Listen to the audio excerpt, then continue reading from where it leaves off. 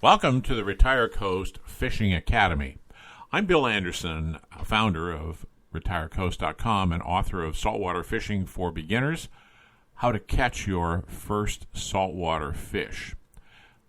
This masterclass that I created was derived from an article that I designed, and the purpose of that, of course, was to help anglers learn the basics of saltwater fishing in a practical and enjoyable way. Part of the masterclass is also derived from my extensive pillar article, The Ultimate Mississippi Gulf Coast Fishing Guide, Inshore, Offshore, and the interactive tools that come with the guide. That was my first article, and that's in our growing series. I'm going to be writing a number of other articles about fishing. I realized after living on the Mississippi Gulf Coast for many years, I've written about many things on RetireCoast.com and also done the podcast, and I haven't really covered the fishing that much. And, of course, fishing is the biggest thing probably going on the Gulf Coast. Everywhere you go, you see people with boats, you see people fishing. That's what they talk about in the restaurants and in the bars. So here we go. My ultimate guide is extensive. It's about 17,000 words, which is quite long, actually, but it has all kinds of things in there for you to look at, along with quizzes and infographics showing you all the fish. But so this guide, or that guide, actually explores everything from inshore and outshore fishing. It's everything from A to Z.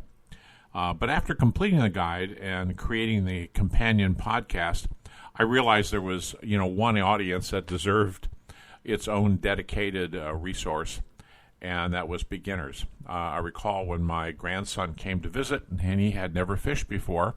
His father had fished when he was younger, but he hadn't fished for a long time. So we fished from my dock, and they literally caught every species of fish that was available here. Very interesting. But they had to learn how to do it, and I'm going to more or less shortcut that in this audio version, our podcast, and also we have a companion article on RetireCoast. So many people are curious about fishing, but they're unsure where to start. They don't know what rod to buy, what bait to use, where to fish, or even what species they're likely to catch. Rather than overwhelming any anglers with information, new anglers with information, I decided to create a separate guide and masterclass focused entirely on helping beginners catch their first saltwater fish. And yes, that realization caused me to dive, pun intended, even deeper into one of America's most enjoyable outdoor hobbies. Whether you're fishing from a pier, beach, dock, kayak, or boat, this masterclass will help you understand the equipment, techniques, safety considerations, and fishing strategies that can shorten the learning curve and increase your chances of success. Well, as you listen to this podcast, I invite you to visit RetireCoast.com, where, as I mentioned earlier, you're going to find the complete article. You're going to find interactive fishing tools, quizzes, printable resources, and an apprentice saltwater angler certificate that shows that you've accomplished this course, which is the audio and, of course, the course on RetireCoast.com. Now settle back and relax and enjoy the dialogue that we're presenting here. I thought it was a good format to actually explain all of the things that are necessary. So listen to this, and then I'll see you on the other side. I want you to just picture this for a second. Yeah. You've decided, you want to pick up a new outdoor hobby, right? Right. So you're standing out on this wooden public pier, or, maybe you're right on the edge of the beach, and the ocean is just stretching out entirely to the horizon. It's this massive, just undulating, completely indifferent wall of blue water. It's a lot to take in. Exactly. And you look down the pier and you see these experienced anglers, right? They're leaning against the railings, and honestly, they look like they belong to some kind of secret society. Oh, yeah, they absolutely do. Right. They have the coolers totally rigged up with rod holders. They've got those specialized carts, the polarized sunglasses. Yeah. And they're throwing around a vocabulary that, honestly, it sounds like a foreign language to a beginner. It really is. It's an incredibly closed-off ecosystem, from the outside looking in. It really is. And the intimidation, it doesn't even start at the water. It starts way before you even get there. Oh, for sure. The tackle shop. Yes. You walk into a local tackle shop to gear up, and it is just a dizzying maze. Just walls of stuff. Aisles upon aisles of rods touching the ceiling, reels of every conceivable size, and these walls just covered in like neon-colored lures. And half of it looks like alien technology. Right. The terminal tackle looks more like, I don't know, medieval dentistry tools than something you'd use for a relaxing weekend. Yeah, exactly. So the immediate psychological barrier to entry is just, it's a massive wall. It feels like you need a degree in marine biology, a masterclass in fluid dynamics, and like a spare $5,000 just to catch a single fish. Which is, it's just a tragic misconception. Yeah. Yeah, because the reality of the sport, like the actual mechanics of what it takes to interact with that marine environment, it's surprisingly elegant, really accessible. And that is exactly the mission of our Depth Dive today. We are pulling from some amazing sources today, including excerpts from The Beginner's Guide to Your First Saltwater Fish and some fantastic notes from The Ultimate Mississippi Gulf Coast Fishing Guide. Great resources. Yeah, they really are. And we are breaking down the absolute fundamentals of catching your first saltwater fish. Because you really don't need all that crazy stuff. No. The beautiful truth we're going to unpack today is that you do not need a luxury yacht. You don't need to, mortgage your house for gear. You don't even need a boat at all. Exactly. Once you understand the underlying physics and biology of how this environment operates, like why the fish move, how water dictates their behavior, what they see that massive chaotic ocean suddenly transforms, it becomes a highly readable map. It really is a complete paradigm shift. Because, we are visually dominant creatures, right? So when we look at the ocean, all we see is the surface. We just see this flat blue expanse. Because it's empty. Exactly. But beneath that surface, it's a three-dimensional landscape. It has highways, restaurants, rest stops, weather patterns. Oh, that's a great way to put it. And the learning curve, it's surprisingly short once you stop looking at the water and start looking into the water. Okay, so let's start with the most foundational shift in mindset here. Because if you grew up fishing, it was probably at a local pond, right? Or a creek.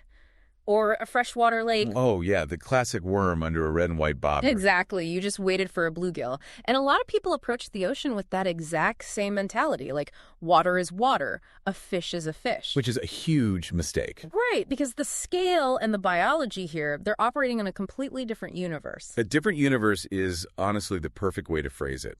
If you think about the physical environment of a local lake, right? It's essentially a closed, static system.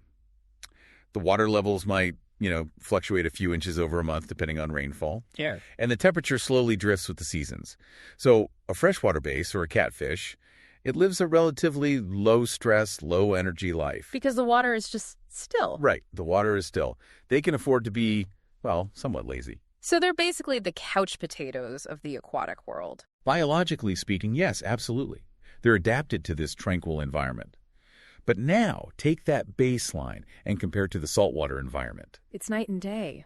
It is. Yeah. The ocean, the bays, the estuaries, this is a biome defined by just relentless, chaotic, kinetic energy. And that kinetic energy actually physically alters the fish themselves. No, completely. Yeah. Saltwater fish are living in this hostile, hyper-competitive world. Right. They are constantly fighting against massive tidal currents that are shifting billions of gallons of water twice a day. Wow. Yeah, and they're navigating through breaking surf, turbulent eddies, and they're sharing the water with apex predators. Like sharks. Sharks, dolphins, massive barracudas. So to survive in that environment, a fish has to be essentially an elite athlete. Right, they can't be lazy. Exactly. Their muscle density is significantly higher than a freshwater fish. Their tails are physically built for explosive propulsion. Which means the actual experience of hooking one is going to be a total shock to the system for a beginner. Oh, definitely. If your only frame of reference is, pulling a 1-pound crappie out of a farm pond, Yeah. tying into even a moderate-sized redfish or a speckled trout in a saltwater current, it's going to feel like you've hooked a passing motorcycle. That's terrifying and awesome. The sheer torque they can generate will bend a rod entirely double. Okay, but I have a hard time reconciling this, though. What do you mean? Well, if these fish are hyper-athletic and they're swimming in this massive turbulent ocean, dodging apex predators, how am I supposed to reach them from the dirt? Ah, right. Like, this is the core myth I think stops people from ever trying. You see the deep-sea fishing shows on TV, right? Oh, the guy's strapped into the fighting chair. Exactly. 50 miles offshore, completely out of sight of land. It just feels like if you don't have a $90,000 offshore center console boat, you just can't play the game. And that right there is the single most pervasive myth in the sport. And it completely ignores the basic biology of the food chain. You don't need an offshore boat because the vast majority of the food in the ocean is not out in the deep blue water. It's not. No, it's concentrated right against the land. The edge. The edge, exactly. Yeah. The shoreline, the marshes, the public beaches, the public piers. These are the nurseries of the ocean. Oh, I see. This is where all the crabs, the shrimp, and the small bait fish are born, and it's where they hide. And naturally, where the food is, the predators follow. So they come in close. Very close. Some of the most highly sought-after game fish in the world, like redfish, speckled trout, flounder pout, they will routinely swim into water that is maybe 8 inches deep to hunt. 8 inches? That's barely covering your ankles. Exactly. They will feed practically at your toes. Access is absolutely not gated behind boat ownership. Millions of people successfully fish the salt from public land every single day. All right, so I don't need a boat. That's a relief. But let's talk about where I should actually stand. Because, the edge of the land still covers thousands of miles of coastline. Fair point. If I want the ultimate, 5-star beginner arena, the place designed to give me the quickest possible win, where am I going? You are walking straight past the beach, and you're heading out onto a public fishing pier. A pier? Wait, really? Yes, absolutely. It seems almost too obvious, like a tourist trap, almost. Why is a pier the gold mine? I know, it seems like a tourist trap to us. But to a fish, a pier is basically a luxury high-rise apartment building wrapped around a 24-hour buffet. Okay, you have to break that down for me. Let's look at the physical architecture of a pier from the fish's perspective. When humans build a pier, we drive these massive wooden or concrete pilings deep into the sand, right, to support the walkway above. Right. Well, almost immediately, those pilings disrupt the natural flow of the tidal current. Because they create friction in the water. Exactly. They create what anglers call a current break, or an eddy. Now, if you are a predator fish trying to conserve your caloric energy, you do not want to swim against a raging tide all day. That sounds exhausting. It is. So you tuck yourself right behind the piling in the slack water, and you just wait for the current to blow the food right past your face. It's pure hydrodynamic efficiency. Wow, so it's an energy-saving mechanism first and foremost. But you also mentioned it's a buffet. Right, and this is where the micro-ecosystem kicks in, because those pilings don't stay as bare wood or concrete for long. They get covered in stuff. Yep. They quickly become encrusted with barnacles, oysters, marine algae. And that growth attracts microscopic plankton. Which brings in the smaller fish. Exactly. The plankton attracts tiny baitfish and shrimp. And then the shrimp attracts the crabs. Suddenly, this artificial structure has generated a completely self-sustaining food web. And we are just, walking over it to take photos of the sunset, completely unaware of all this drama below us. Exactly. We build the infrastructure for the fish, and then we get to stand directly over it. A pier gives you access to deep water without needing a vessel, and it provides a massive concentrated piece of habitat. Right. It really is unmatched for beginners. So the pier is our local neighborhood track. It's where we learn to jog. But there are other arenas too, right? What about surf fishing? Oh, sure. The surf is popular. Yeah, because when I think of surf fishing, I think of people standing waist deep in the water, trying to hurl a massive piece of lead, 200 yards out past the breaking waves. Which is honestly completely unnecessary, and often it's counterproductive. Wait, why? Wouldn't the bigger fish be out in the deeper water, way past the waves? Not if they're hungry. Think about what a breaking wave actually does physically. As a wave approaches the beach, the energy of the water lifts and then crashes onto the sand. Right. That violent churning action physically dredges the bottom. It rips up sand fleas, small crabs, and worms that are buried in the sand, and it temporarily suspends them in the water. Oh, wow. The ocean is literally digging up dinner and just tossing it in the air. Exactly. And the predator fish species, like whiting, pompano, and black drum, they know this. They sit right in what we call the trough. The trough. Yeah, if you look at a beach, the water usually dips down into a deeper channel just a few yards from the sand before rising back up to a sandbar where the waves are breaking. That trough is the highway. I've felt that before walking out into the ocean. It gets deep and then shallow again. That's it. The fish cruise up and down that trough, sometimes in water barely past your knees, Feeding on everything, the crashing waves dislodge. That's amazing. So you don't need to cast to the horizon. You just need to drop your bait right behind the first line of breaking water. That makes so much sense. It's about reading the mechanics of the water, not just throwing things blindly into the abyss. Exactly. And that brings up jetties, those long, rocky walls you see protecting harbors and passes. Right, jetties. They operate on the principle of fluid dynamics. Imagine taking a wide, slow-moving river and forcing it through a narrow pipe. What happens to the water? It speeds up, right? The pressure drops and the velocity increases. The Venturi effect, exactly. Jetties do exactly this. They are massive rock walls flanking a channel. When the tide changes, millions of gallons of water are forced to squeeze between those rocks. Wow. It creates a rushing, turbulent funnel. Small bait fish simply do not have the swimming power to fight that kind of current. They just get sucked through the channel, tumbling helplessly. So if you're a big fish, you just sit at the end of the funnel with your mouth open. Basically, yeah, you sit behind a submerged rock, completely shielded from the current, and you just watch the conveyor belt deliver the food. That sounds almost too easy. Well, jetties are incredibly high-action, aggressive feeding zones, but they can be really slippery and dangerous to walk on, which is why the public pier really remains the ultimate starting point for a beginner. Okay, so we've picked our arena. We are standing safely on the wooden planks of our public pier. Good choice. Now we have to talk about what is actually in our hands. And this is where the mental breakdown usually happens for beginners, I think. Oh, for sure. The gear. Yeah, let's go back to that tackle shop. I walk in. I see a wall of rods. Some are thick as boomsticks, some are thin as pencils. The prices range from $30 to literally $1,000. How do I avoid buying the wrong thing? You avoid the paradox of choice by aiming for the universal sweet spot, which is the $150 setup. Okay, $150. That's reasonable. Very. For about $150, you can assemble a rig that is sensitive enough to feel a small bite, but powerful enough to drag a fighting redfish away from a pier piling. Break that math down for me. What exactly I'm looking for on that wall? Okay, you want a 7-foot, medium-action spinning rod paired with a 2,500 to 4,000 size spinning reel. Let's look at the rod first. A 7-foot rod. Yes. The 7-foot length gives you enough leverage to cast a good distance, but it's not so long that it becomes unwieldy on a crowded pier. You don't want to be whacking people behind you. Right, that makes sense. But what does medium action mean? Because I see rods labeled fast action, heavy power, light action. It feels like marketing jargon. What is the actual physics of the rod bending? It's a great question. It's all about where the rod bends and how quickly it returns to its straight form. Imagine holding a rod straight out in front of you and pulling down on the tip. Okay, picturing that. A fast-action rod is very stiff at the bottom and only bends at the very top quarter.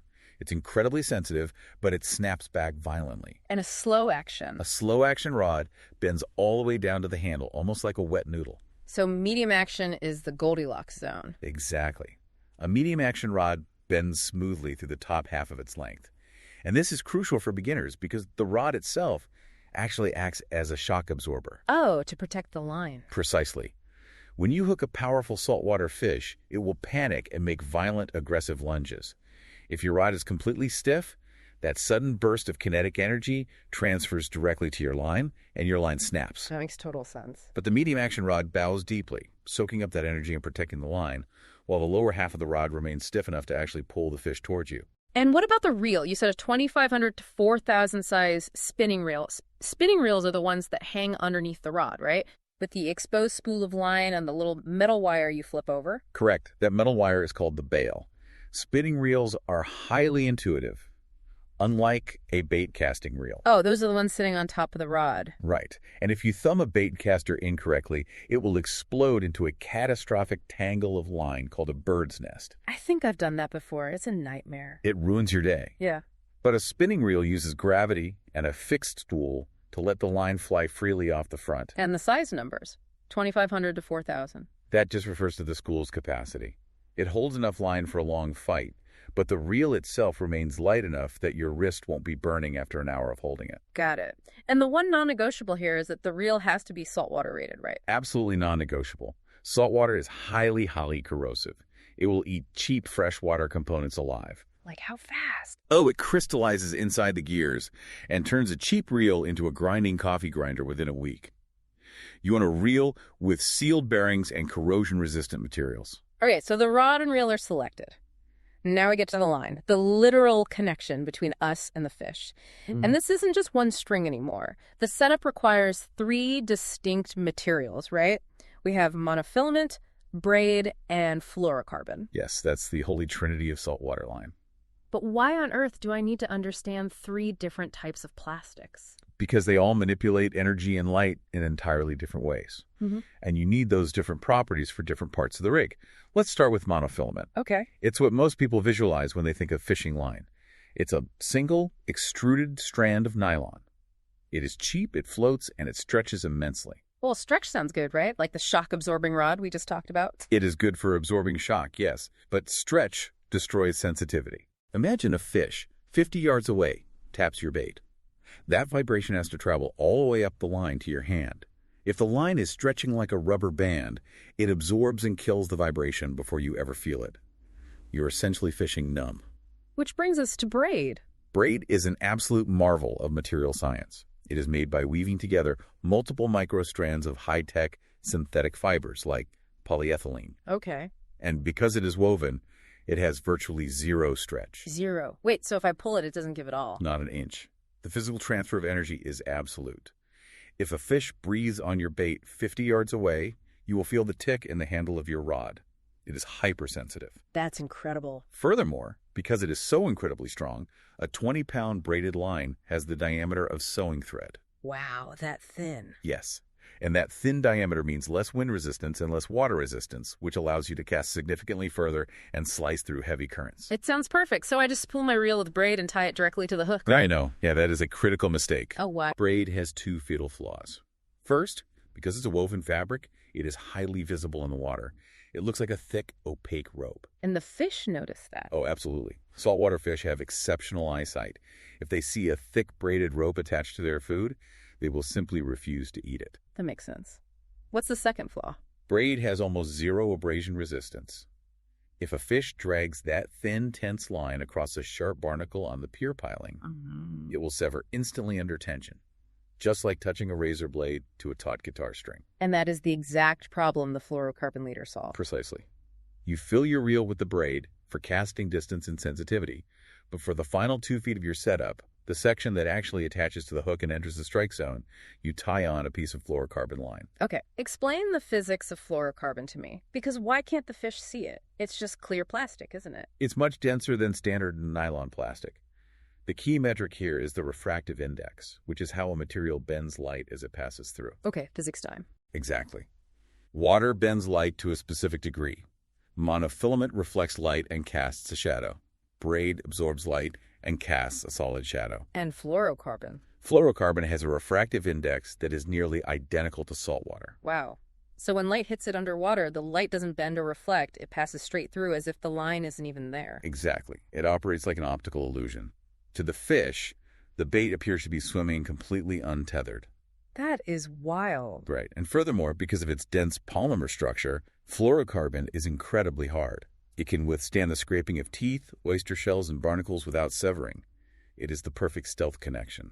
So the magic formula for the beginner is a 20-pound braid main line tied to a 20-pound fluorocarbon leader. Yes, that is the sweet spot. Okay, let's talk about what goes at the very end of that invisible leader, the hook. And I really want to spend some real time on this because, honestly, this blew my mind when I read it. The circle hook. Yes, because when I think of a fish hook, I think of the classic J shape, right?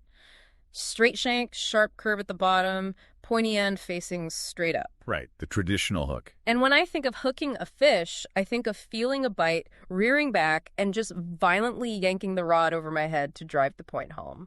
The classic television hook set. We've all seen it. The angler practically rips their own shoulder out of the socket trying to set the hook. Exactly. But you are telling me that if I use this specific hook, the circle hook, and I do that, I will lose the fish every single time. How does that make any sense? To understand why the circle hook works, you have to understand the geometry of a fish's mouth and the mechanics of tension. A circle hook does not look like a J.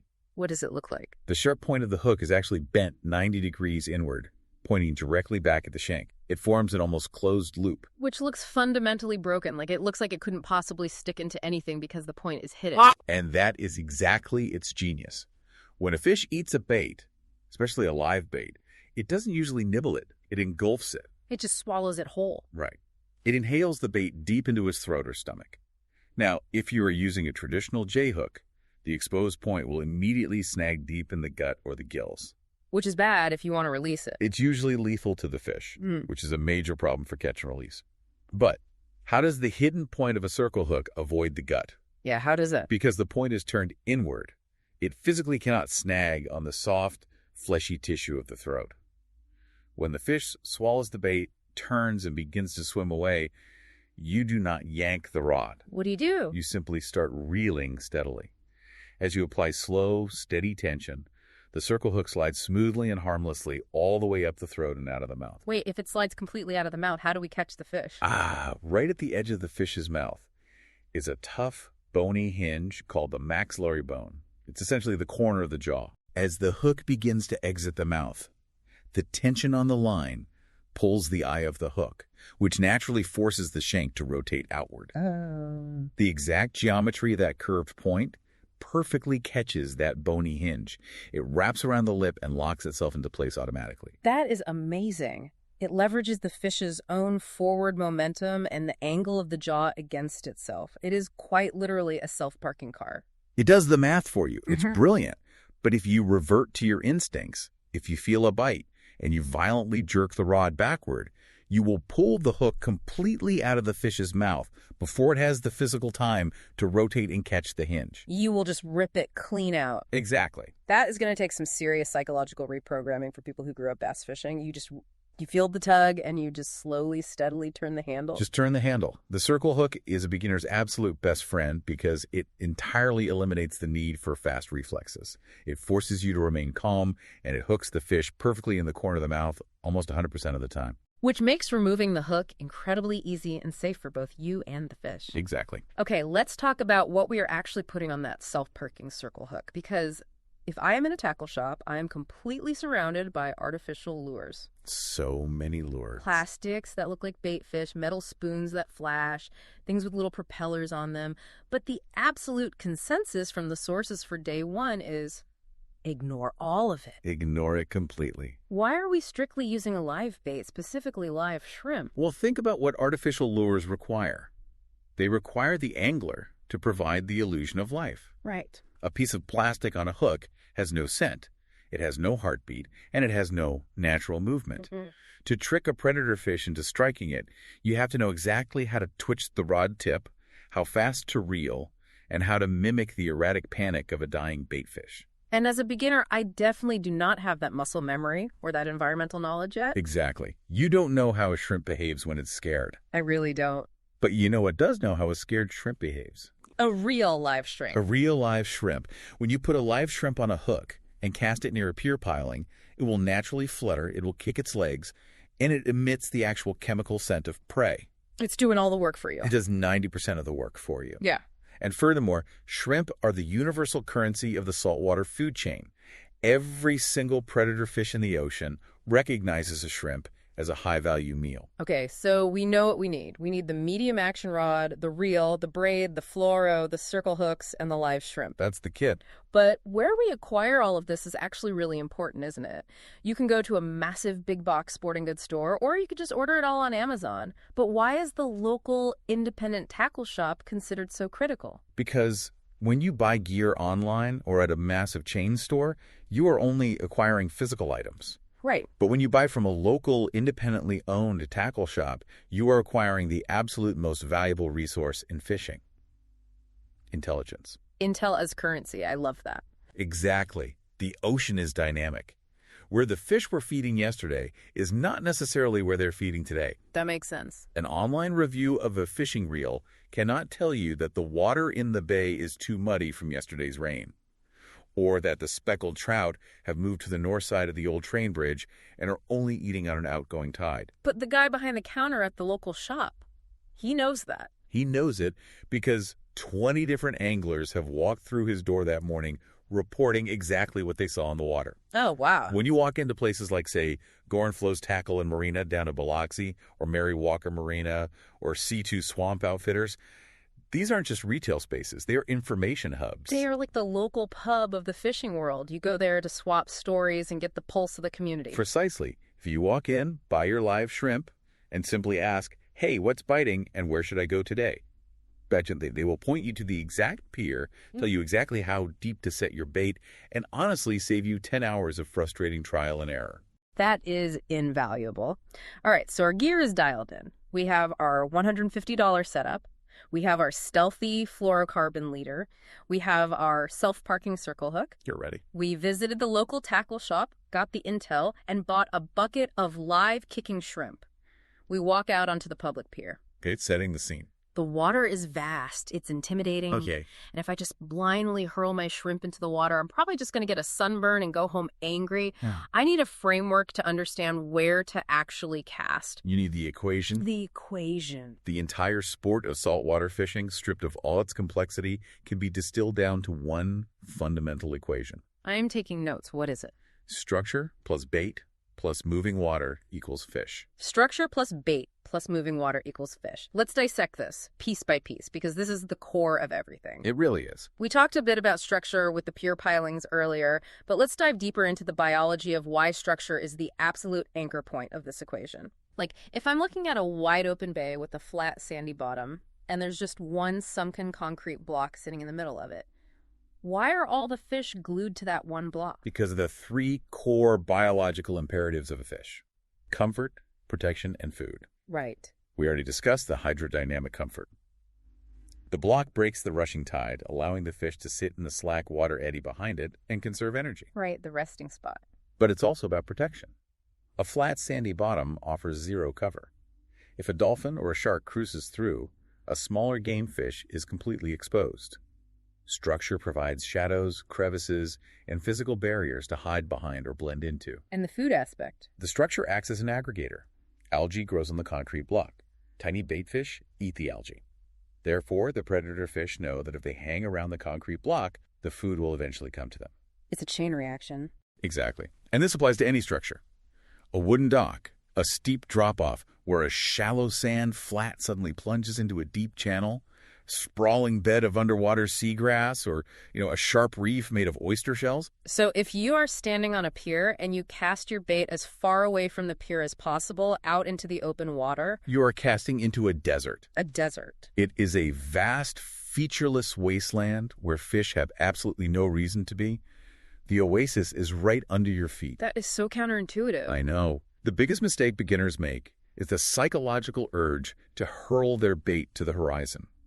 It feels like an athletic achievement, right? Like you're really doing something. Yeah, I've seen people really lean into a cast trying to hit the moon. But the highest concentration of life is rubbing right up against the physical structure of the pier pilings, the seawall, or the rocky jetty. Yeah. You literally want your bait landing inches away from the wood. Okay, so we find the structure. The second variable in the equation is bait. The logic here is straightforward. Find the food, find the fish. But how do I actually find the bait fish? The water isn't perfectly clear glass. I can't just peer down and see the food chain happening. You have to look for the secondary indicators. You have to learn to read the surface of the water and the sky above it. Let's start with the sky. The birds. The birds. Birds are your most reliable fish finders. A seagull or a pelican has a distinct evolutionary advantage over you. Aerial perspective. They can see straight down into the water column. Exactly. If you see a flock of pelicans repeatedly dive bombing into a specific patch of water, or seagulls hovering and screeching frantically over one area, they aren't doing it for fun. They are attacking a massive school of bait fish. Yes. And the reason those bait fish are pushed up to the surface where the birds can reach them is almost always because a school of larger predator fish, like redfish or Spanish mackerel, are attacking them from below. Oh, wow. So they're trapped. Trapped between the teeth below and the beaks above. It is a localized feeding frenzy. If you see diving birds, you cast near them immediately. But what if there are no birds? Like, it's just a quiet morning. Then you look for what we call nervous water. Nervous water. I love that phrase. It sounds incredibly ominous. What does nervous water physically look like? It looks exactly like it sounds. Imagine a relatively calm, smooth stretch of water. Suddenly you see a patch, maybe the size of a car hood, that just looks agitated. Agitated how? It's rippling, flickering, maybe shivering a little bit. It just looks completely out of place compared to the surrounding water. What's causing the shiver? A massive, tightly packed school of thousands of tiny bait fish swimming frantically just beneath the surface. And they're frantic because? Because they can sense predators stalking them. Fish have an organ called a lateral line running down the side of their bodies. It detects microscopic vibrations and pressure changes in the water. Okay. When a predator fish approaches, the mate fish feel the pressure wave before they even see it, and they panic. That collective panic disrupts the surface tension of the water. So you aren't actually looking for the big fish, you are looking for the panic of the small fish. Precisely. You might also literally see a shrimp pop out of the water and skip across the surface to avoid being eaten. If you see skipping shrimp, nervous water, or diving birds, you have solved the second part of the equation. That is fascinating. Let's add a layer of complexity here, though.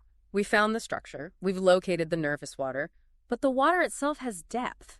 And this introduces a concept I think a lot of people completely overlook, the water column. Oh, yes. It's not just a flat plane. It's a deeply three-dimensional environment. Like an elevator shaft, right? Exactly. Think of the water column like an elevator shaft in a multi-story building. Not all fish live or shop on the same floor.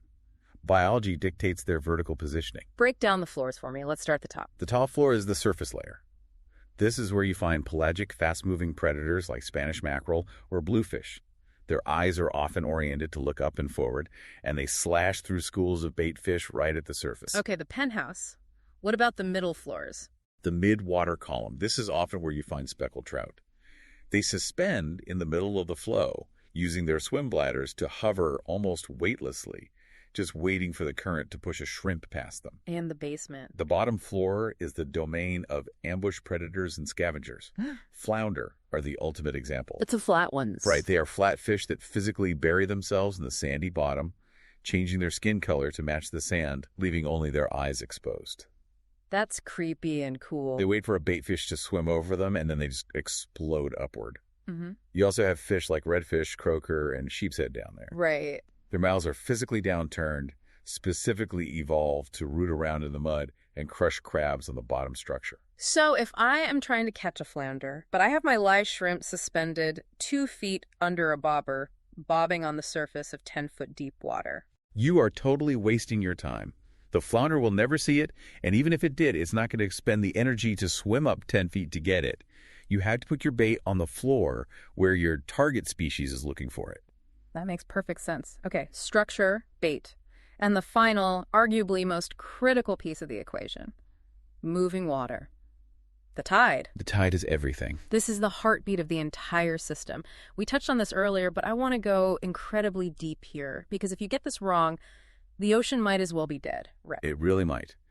The gravitational pull of the moon and the sun physically drags billions of gallons of water across the Earth's surface. In an estuary or a bay system, this creates a massive, relentless conveyor belt. Walk me through the physics of this conveyor belt. Let's start with an incoming tide. Okay, an incoming tide is when the water level is rising. Clean, highly oxygenated, cooler water from the open ocean is pushing into the shallow coastal bays, pushing up into the marsh creeks, and flooding over the shallow grass flats. And what does that mean for the biology of the area? It activates the entire food chain. As the water rises over those shallow grass flats, it gives the predator fish access to areas they physically couldn't swim in a few hours ago. Because it was too shallow. Right. So the redfish and trout follow the rising water up onto the flats, hunting the crabs and shrimp that live in the grass. The incoming tide also pushes free-floating shrimp and tiny bait fish against the structure we talked about earlier, the pier pilings and jetties. So an incoming tide brings the predators into the shallows. What about the outgoing tide? Is it just the reverse? Is it bad? Oh, no. The mechanics are reversed, but the feeding opportunities are arguably even better. Really? Why? Imagine a massive, shallow marsh system that has been completely flooded with water. The crabs, the shrimp, the small mullet, they're all hiding deep in the marsh grass where the big fish can't easily get them. They're safe. But then the tide turns. The water level starts dropping. The water has to drain back to the ocean. Exactly. Millions of gallons of water begin draining out of the marsh. But it doesn't drain evenly. It funnels into small creeks, channels, and drains, what anglers call choke points. Oh, I see where this is going. All that bait that was safely hiding in the grass is suddenly flushed out, tumbling helplessly down these narrow drains back into the deeper bay. And if I'm a predator fish, I don't go chasing them into the grass. I just wait at the exit door. You sit exactly at the mouth of that marsh drain, behind a slight drop-off, and you literally just open your mouth. It is an absolute feast. Wow. But the conveyor belt doesn't move constantly, right? It has to stop and reverse direction. And that brings us to the dead zone, slack tide. Yeah, slack tide is tough. It's the brief window, maybe an hour or so, where the incoming tide has reached its peak or the outgoing tide has reached its bottom, and the water simply stops moving. The conveyor belt turns off. Exactly. And what happens to the fish? Do they just, go to sleep? Essentially, yes. When the current stops, the bait fish stop tumbling. They can swim normally and evade predators. So it's harder for the big fish to hunt. Right. Because the bait is no longer being served up on a platter, the predator fish recognize that the caloric cost of actively chasing healthy bait is just too high. So they hunker down, they stop feeding, the ocean goes quiet. Can you catch a fish during slack tide? You can, yes, but it is exponentially harder. You have to literally drop the bait right on their nose to provoke what we call a reaction strike. Good to know. So tie this all to the clock for me. We have tidal movements, but we also have the sun. Light conditions, how do those play in? Light dictates comfort and stealth. Think about it. Fish lack eyelids. Oh, right. In the middle of the day, when the sun is directly overhead, the water is intensely bright and the shallow water heats up rapidly. To a fish, this is uncomfortable and dangerous, as they are highly visible from above to ospreys and eagles. So they hide. So they retreat to deeper, cooler water or tuck themselves deep into heavy shade under docks. They become lethargic. But at dawn and dusk? The magic hours. The angle of the sun is low, the water is cooler. The low light gives predator fish a massive tactical advantage because their eyes are adapted to hunt in low light, whereas the bait fish struggle to see them coming. So they get aggressive. Very. The predators leave the deep channels and roam aggressively through the shallow flats, hunting. What about night fishing? The guides we're looking at mention this extensively, and it sounds almost like a completely different sport. Night fishing is an incredibly visual and auditory experience. Specifically, fishing around artificial lights, like a dock light shining down into the water, or a bridge with street lamps. Why does artificial light matter so much? It creates a localized artificial food chain. How so? The bright light penetrates the dark water and attracts microscopic plankton and zooplankton, just like a porch light attracts moths. Okay, so the plankton swarm the light. Right. A massive cloud of plankton gathers under the light. And within an hour, schools of small bait fish arrive to eat the plankton. And hovering just outside the ring of light, in the shadowy perimeter. The big predator fish. Waiting in the dark. Exactly. They use the light to illuminate their prey while remaining completely hidden in the shadows themselves. They will dart into the light, slash at the bait fish, and disappear back into the dark. If you cast a live shrimp right into that shadow line, the strike is almost instantaneous. Okay, let's synthesize all of this. If you are listening to this deep dive right now and you are a busy person, you have exactly one Saturday morning this month to go down to the coast and try this. What is the ultimate stacked deck scenario you should plan for? Okay, here's the playbook. You look at a tide chart online. You find a day where a strong moving tide, either incoming or outgoing, aligns perfectly with the first 2 hours of sunrise. Moving water and low light. Exactly. You buy your live shrimp. You walk out onto a public pier or jetty, and you drop your bait right next to a barnacle-covered piling where the current is wrapping around the wood. Structure and bait. You've got it. You are hitting every variable: structure, bait, moving water, and low light. That is your absolute highest probability of success. The stage is set. Let's walk through the actual execution. We are on the pier. It's 6:00 a.m. The sun is just starting to crack over the horizon, painting the clouds pink and orange. Beautiful morning. The tide is pushing in, swirling around the wooden pilings. You have your $150 medium action setup.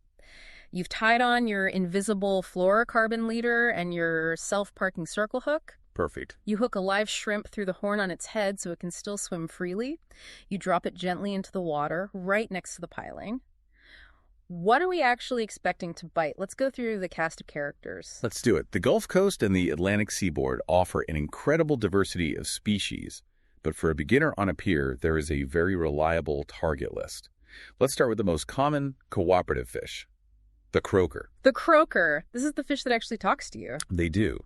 They are a bottom-feeding fish, usually somewhat small, maybe a half pound to a pound. They are incredibly aggressive and will readily eat a piece of shrimp. And the talking part. When you pull them out of the water, They use muscles attached to their swim bladder to create a very loud, distinct, vibrating croak sound. That's hilarious. They are the perfect practice fish to learn how to feel a bite and handle the rod. Then you have the whiting. Whiting are the quintessential surf fishing target. They live right in that sandy trough we discussed earlier, using the churning waves to find sand fleas. What do they look like? They are silver, lack sharp teeth, fight stubbornly, and they are phenomenal table fare if you want to keep your catch. Delicious. Moving up the predator chain, we have the speckled trout. A beautiful, sleek fish. They are silver with this gorgeous purple iridescence and covered in black spots. And they hang out in the middle floors of the elevator. Right, they are midwater ambush predators. They have a mouthful of incredibly sharp canine teeth designed to grab and hold slippery bait fish. They strike fast, and they have a very soft, paper-thin mouth, which means if you reel too aggressively, you can tear the hook right out. Oh, so you have to be gentle. Very gentle. And then there's the bruiser of the flats, the redfish. The red drum. These are the bulldozers of the saltwater environment. They are copper or bronze colored and almost always have at least one large, distinct black spot right at the base of their tail. What's the evolutionary purpose of the spot? It's an eye spot designed to confuse predators. Oh, like a decoy. Exactly. Yeah. A dolphin attacking from behind might aim for the tail spot, thinking it's the head, allowing the redfish to escape in the opposite direction. That's clever. And redfish are incredibly muscular. When you hook one, it doesn't usually jump. It just puts its head down and makes powerful surging runs that'll pull the drag right off your reel. We mentioned the flounder earlier, too, the flatfish hiding in the sand. But I want to talk about the trickiest fish on the list. The fish that steals your bait and leaves you feeling completely incompetent, the sheep's head. Oh, the sheep's head. Yeah. They are a fascinating biological oddity. They have black and white vertical stripes resembling a prisoner's uniform.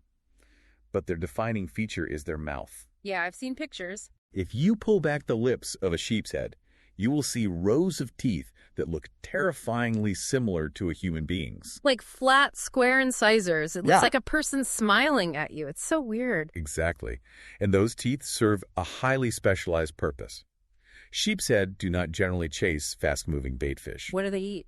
They hover around the concrete and wooden pier pilings and use those human-like teeth to physically crush solid barnacles, oysters, and small crabs off the structure. And because they are used to gently plucking barnacles, they don't violently attack your bait, right? Exactly. They are the ultimate pickpockets.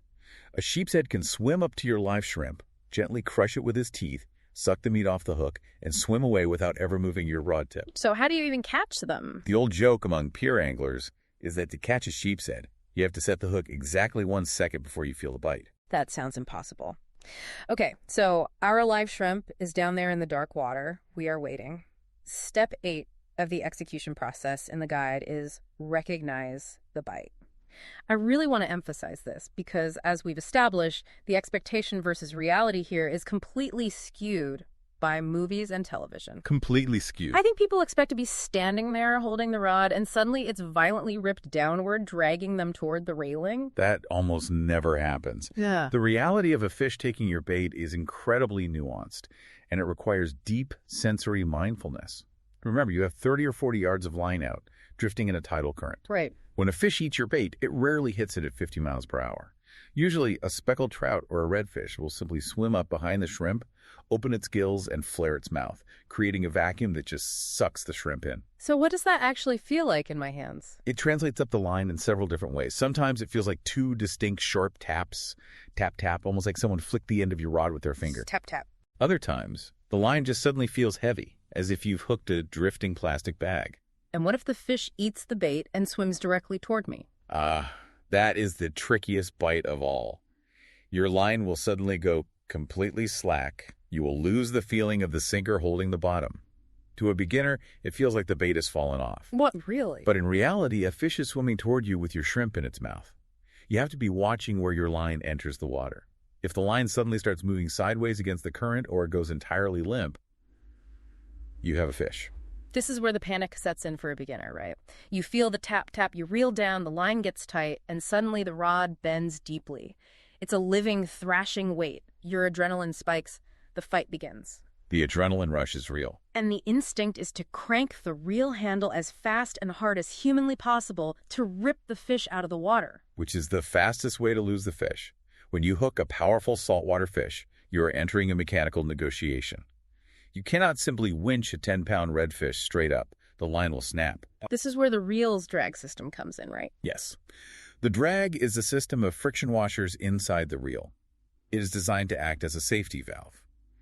If the fish pulls harder than the breaking strength of your line, the drag slips, allowing the spool to spin backward and release line while still maintaining heavy tension.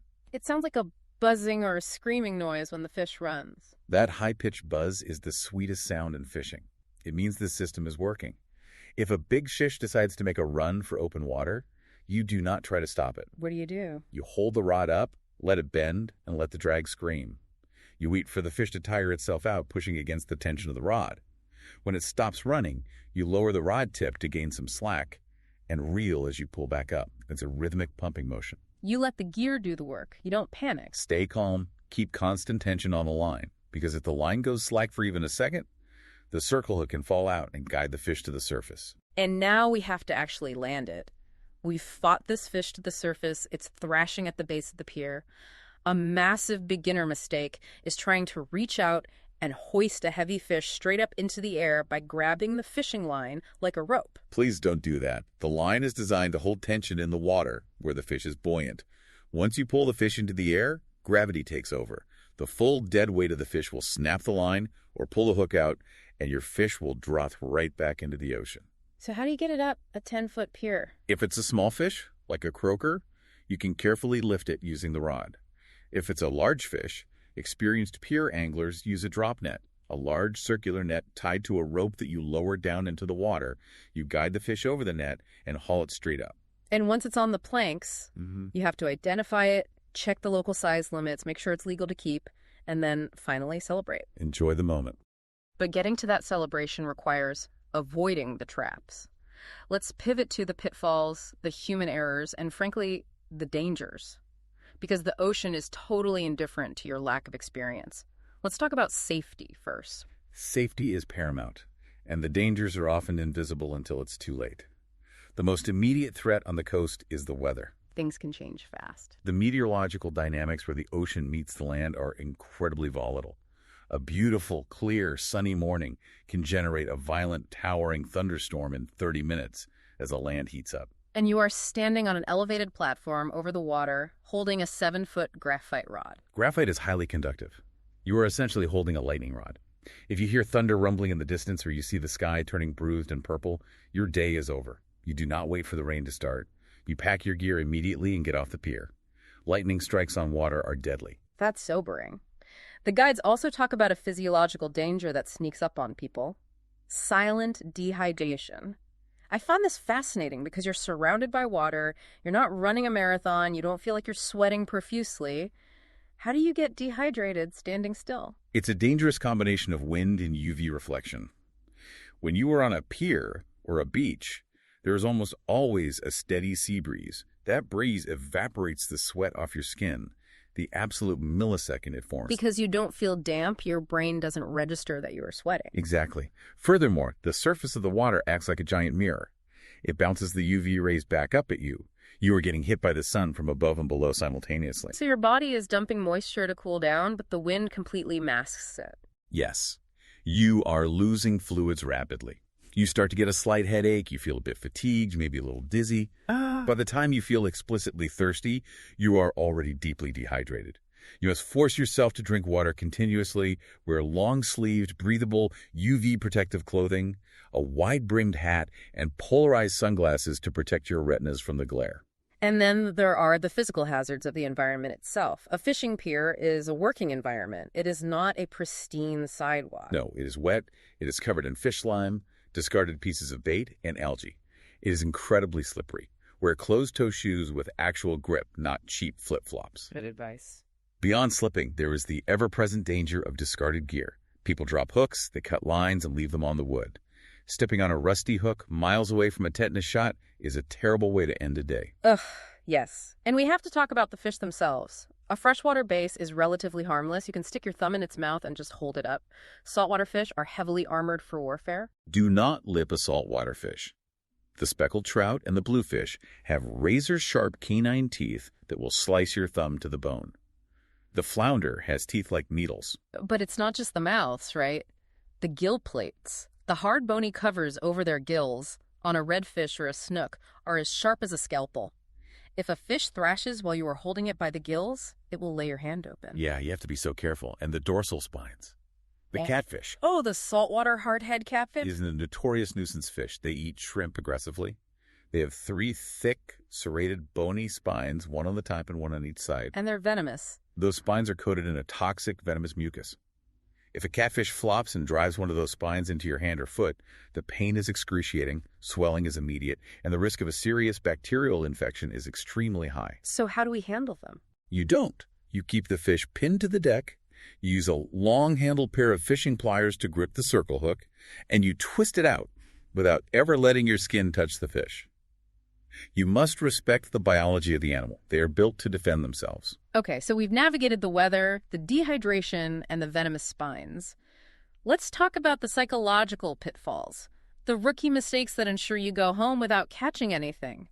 We mentioned casting into the featureless desert, but another big one is the stubbornness of location. Fishing empty water. This is a trap built on hope. Built on hope. That's a good way to put it. A beginner will walk out to the end of the pier, cast their shrimp out, and stand in that exact same square foot of wood for 4 straight hours without a single bite. They think, if I just wait long enough, a fish will eventually swim by. But the ocean is just too vast for that strategy. It is. Remember the equation. Moving water, bait, structure. Those variables shift. The tide changes direction, the bait moves. So you have to move with them. Yes. Yeah. If you have been standing in one spot for 30 minutes and your live shrimp hasn't been touched, the fish are not there. Reel up, walk 50 yards down the pier, look for different structure, look for nervous water, and cast again. You have to actively hunt the active water. Another trap mentioned is overcomplicating the rig, buying the massive wire leaders, the giant steel sinkers. It's what I call the industrial plumbing approach. Beginners think bigger is better. But saltwater fish survive by being incredibly perceptive to anomalies in their environment. Right, they see everything. If you attach a live shrimp to a thick steel cable with a giant, shiny lead weight clanking around next to it, it looks unnatural. It sends out the wrong pressure waves. The fish will inspect it, realize it's a trap, and swim away. The fluorocarbon leader and the circle hook are designed to be minimalist and stealthy. Trust the minimalist approach. I think the overarching trap here, though, is a philosophical one. How do you measure success on your very first day? Because if you scroll through Instagram or watch YouTube, the metric for success seems to be holding up a 40-pound monster fish. If you don't do that, you failed. And that is the absolute most toxic mindset a beginner can adopt. Yeah. If you tie your ego to the size of the fish, you will be miserable. The ocean does not owe you a trophy. What is success, then? Success on day one is purely educational. Success is tying the knot correctly so it doesn't slip. Success is casting without tangling the reel. Success is identifying the subtle transition from slack tide to incoming tide. Small wins. Exactly. Success is feeling that tiny tap-tap vibration of a croaker eating your shrimp and knowing how to reel it in smoothly. It's building the foundational muscle memory. Yes, the big fish will come. The monster redfish is out there. But on day one, you are just learning how to read the alphabet of the ocean. You aren't trying to write a novel yet. That perfectly sets up the long-term view. The guide provides this incredible 12-month roadmap for the beginner, because the journey doesn't end when you catch that first croaker. It's just the very beginning of a much deeper integration into the environment. It's a progression from pure mechanics to actual artistry. Let's walk through the months. Month 1 is entirely about demystification. Breaking the barrier. You do exactly what we've talked about today. You go to the pier, you use live shrimp, and your only goal is to catch a fish. Any fish. You are proving to yourself that the system works, that the barrier to entry has been broken. Month 2 and 3, the guide calls this learning your local waters. This is where you transition from a participant to a student. You start keeping a physical or digital fishing journal. What exactly are we journaling? It sounds like a science experiment. It is a data collection project. Every time you go to the water, you write down the variables. What was the tide doing?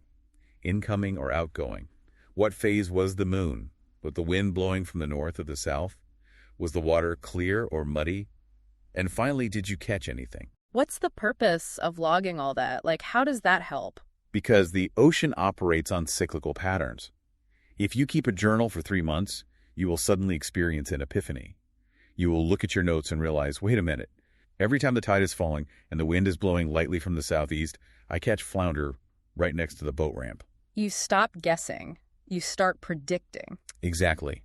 You begin to understand the localized ecology of your specific zip code. And then, months 4 through 6, you start to experiment. You intentionally leave your comfort zone, you leave the live shrimp behind, and buy a pack of artificial plastic swim baits.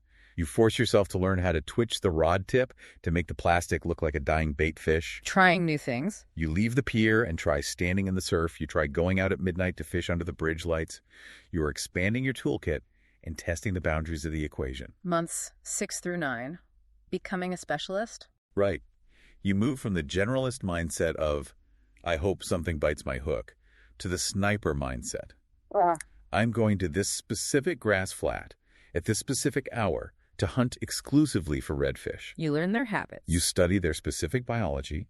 You learn that in the winter, they prefer muddy bottoms because mud holds solar heat better than sand. You learn their seasonal migratory patterns. You become an expert on one specific piece of the puzzle. And finally, months 9 through 12, the community phase. This is where it all comes full circle. You aren't the intimidated beginner staring at the wall of rods anymore. You join a local coastal conservation club. You participate in beach cleanups. You start answering questions on the local fishing forums. Giving back. When a confused beginner walks into the tackle shop, you are the one who taps them on the shoulder and says, hey, don't buy that lure. Grab a circle hook and some live shrimp and go down to the old train bridge. The tide is moving. You become the intel. You become part of the culture. And that is the ultimate philosophical reward of the sport. It's not about the pounds of meat in the cooler. Yes, bringing home fresh speckled trout for dinner is deeply satisfying. But the true value is the connection. I couldn't agree more. It's the quiet solitude of watching a pink sunrise burn off the morning fog while the rest of the city is asleep. It's the tactile grounding of feeling the rhythm of the tide pulling against your line. It's the shared experience, too. Sitting on a bucket with your grandfather or your daughter, disconnected from screens, just watching the water and waiting. It's an anchor to the natural world in an increasingly synthetic society. And for some people, that connection becomes so profound that it transforms the trajectory of their lives entirely. The source notes touch on this, specifically mentioning the RetireCoast Business Builder membership. It highlights that this doesn't have to remain just a weekend hobby. The knowledge you accumulate over those 12 months and the years that follow is highly specialized and deeply valuable. It is a natural evolution. People realize they have cracked the code of their local ecology and they want to share it. They get their captain's license and start running small inshore charter boats, guiding tourists to their first catch. Creating a business. They open up mobile rod and reel repair businesses. They start tying custom flies or pouring custom plastic lures designed specifically for the watercolor of their local bay. They start creating digital content, writing localized guides, or building communities. They turn the passion into a lifestyle and potentially a very lucrative business. It all starts with just being willing to look foolish on a pier with a piece of shrimp. That's all it takes. Let's pull all of this together. Let's summarize the immense ground we've covered over this deep dive. We started at the absolute beginning, the mental block, the intimidation of the chaotic tackle shop, and the vast, indifferent wall of the ocean. And we systematically deconstructed that wall. We learned that you do not need an offshore boat because the food chain operates right at your feet along the shores, the jetties, and the public piers. We eliminated the gear confusion by outlining the $150 medium action setup. Kept it simple. We dove into the physics of the gear. We explored why a stretching monofilament line kills sensitivity, why braided line casts like a bullet but terrifies fish, and how a dense fluorocarbon leader uses light refraction to become completely invisible underwater. We examined the brilliant, counterintuitive engineering of the circle hook, which uses the fish's own forward momentum to perfectly lock into the hinge of the jaw, rendering the violent cinematic hook set completely obsolete. We laid out the fundamental equation of the ocean. Structure plus bait plus moving water equals fish. We learned to stop casting into the featureless desert and instead drop our baits inches away from the barnacle-encrusted pilings where the micro-ecosystems thrive. We discussed the biology of the water column, ensuring you fish on the correct floor of the ocean elevator. We decoded the signs of life on the surface, the diving pelicans and the shivering nervous water that betrays the panic of a school of bait fish under attack. We mapped the relentless, lunar-driven conveyor belt of the tides. We learned how an outgoing tide flushes bait out of marsh drains, creating a localized buffet for predators, and why the dead zone of slack tide shuts the entire system down.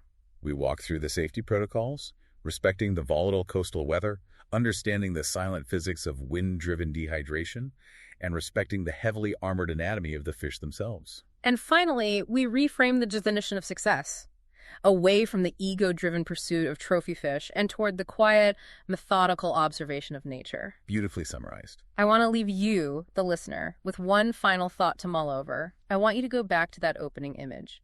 Imagine yourself standing on the edge of the beach, looking out at the water. Just looking at the horizon. Before this deep dive, that ocean was just a flat, blue, intimidating horizon. It was a closed door.